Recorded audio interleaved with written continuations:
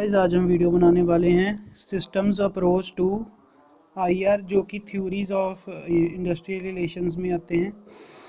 तो इसकी हम ये वाली थ्योरी करने वाले हैं क्योंकि ये बहुत इंपॉर्टेंट थ्योरी है और एग्ज़ाम के पर्सपेक्टिव के हिसाब से ये आ सकती है। तो ये जो थ्योरी है सिस्टम्स अप्रोच, ये डनलॉप के द्वारा दी गई है। इसमें वो बात करते हैं कि इंडस्ट्रियल रिलेशन सिस्टम जो होता है वो तीन तरह के एक्टर्स के रिलेशन से बनता है, जो कि है पहला एक्टर है इसमें गवर्नमेंट, दूसरा है एम्प्लॉयज़ एंड देयर एसोसिएशन और तीसरा है एम्प्लॉयर एंड देयर एसोसिएशन। ठीक है, जिनकी की कॉमन जो एक दूसरे के साथ जुड़े होते हैं एक कॉमन आइडियोलॉजी या फिर कॉमन आइडियाज़ के साथ। ठीक है, for Dunlop the pattern and record interactions of these actors produce the main output of the industrial relations system, जिसको कि web of rules of work place and the work community.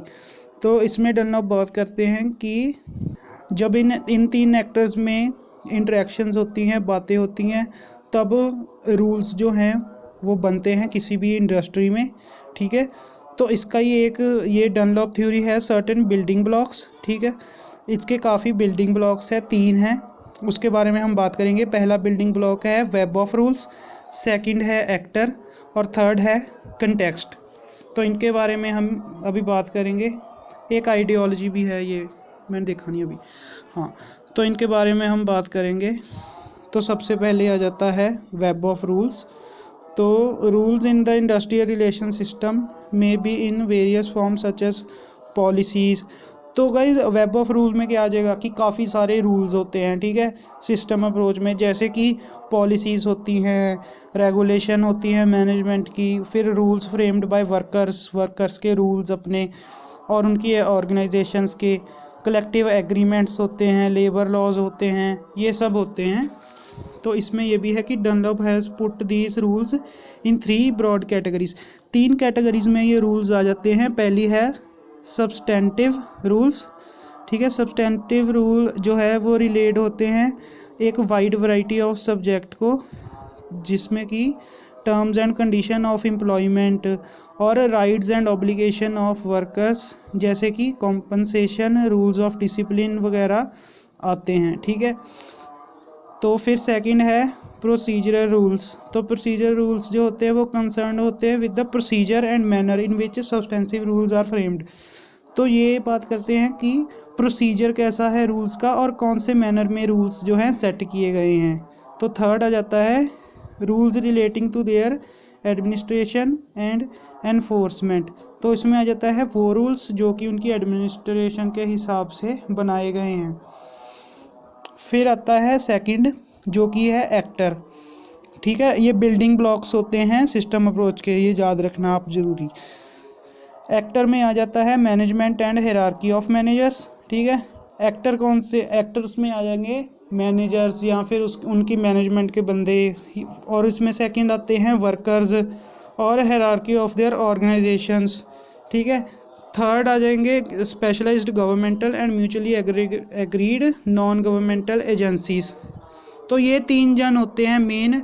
एक होते हैं management managers, second workers, third है agencies. ठीक है, ये actors हैं जो मिलकर एक इंडस्ट्री का रिलेशन जो होते हैं बिल्ड करते हैं। तो अभी थर्ड आएगा कंटेक्स्ट।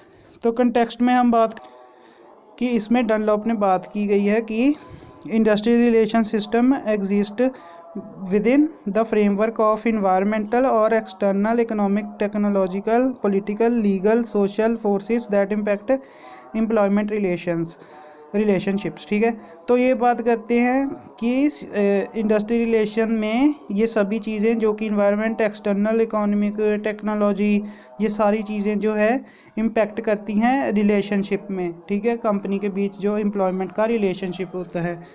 तो डनलॉप का व्यू है कि these context are decisive in shaping the rules established by actors. ठीक है, इनमें वो तीन पॉइंट्स बताते हैं जो कंटेक्स्ट के अंदर आते हैं। पहला है technological characteristics of work place and work community. तो टेक्नोलॉजी के हिसाब से क्या क्या करैक्टरिस्टिक्स होती हैं वर्क प्लेस और वर्क कम्युनिटी की। तो इसमें आ जाएगा ये सारा कुछ कि वर्क प्लेस जो है वो फिक्स्ड है या नहीं, फिर relation of work place to residence कैसा है, फिर साइज़ ऑफ वर्क ग्रुप को कितना है, जो बंदे काम कर रहे हैं उनका साइज़ कितना है, ठीक है। फिर कितने आवर्स तक ऑपरेशन चलता रहता है वर्क प्लेस में, ये आ जाएगा सारा technological characteristics of work place and work community में, ठीक है। फिर आता है सेकंड जो कि है मार्केट कंटेक्स्ट और बजटरी कंस्ट्रेंट्स की। इसमें बात की गई है कि डनलॉप इंक्लूड कॉम्पिटिटिव पोजीशनिंग, यहाँ पर Dunlop include competitive positioning of enterprises and extent of budgetary control, ठीक है। इसमें एंटरप्राइज जहाँ जो हमारी एंटरप्राइज है उसकी पोजीशन देखते हैं कि कहाँ पर हमने एंटरप्राइज जो है अपनी खोलनी है, फिर उसका साइज़ क्या होना चाहिए, कितने बजट में खोलनी है, ये सारा कुछ। फिर आ जाता है थर्ड जो कि है locus and distribution of power in larger society. तो गाइज इसमें वो बात करते हैं कि पावर की डिस्ट्रीब्यूशन कैसे करनी है, कौन से लोगों में पावर बांटनी है, मैनेजर्स किसको बनाना है, लीडर्स किसको बनाना है, इसमें ये सब आ जाएगा। और फोर्थ पॉइंट हमारा आ गया आइडियोलॉजी, ठीक है। आइडियोलॉजी में आ जाएगा, एक minute, ideology in the context of industrial relations, the system represent the set of ideas and beliefs held by the actors in a system together as an entity. तो guys इसमें बात की गई है कि जो आइडियोलॉजी होती है, किसी भी आइडियोलॉजी का मतलब होता है आइडियाज़ वगैरह जो भी होते हैं मैनेजर के या फिर उनके एम्प्लॉयज़ के, वो इंडस्ट्री के रिलेशंस को अफेक्ट करते हैं, ठीक है। जैसे कि सेट ऑफ आइडियाज़ क्या है, उनकी बिलीव्स क्या हैं, एक्टर्स वही आ गए बंदे, एक्टर्स जो होते हैं मैनेजमेंट के बंदे, फिर गवर्नमेंट, और थर्ड कौन सा था हमारा, एम्प्लॉयज़, है ना।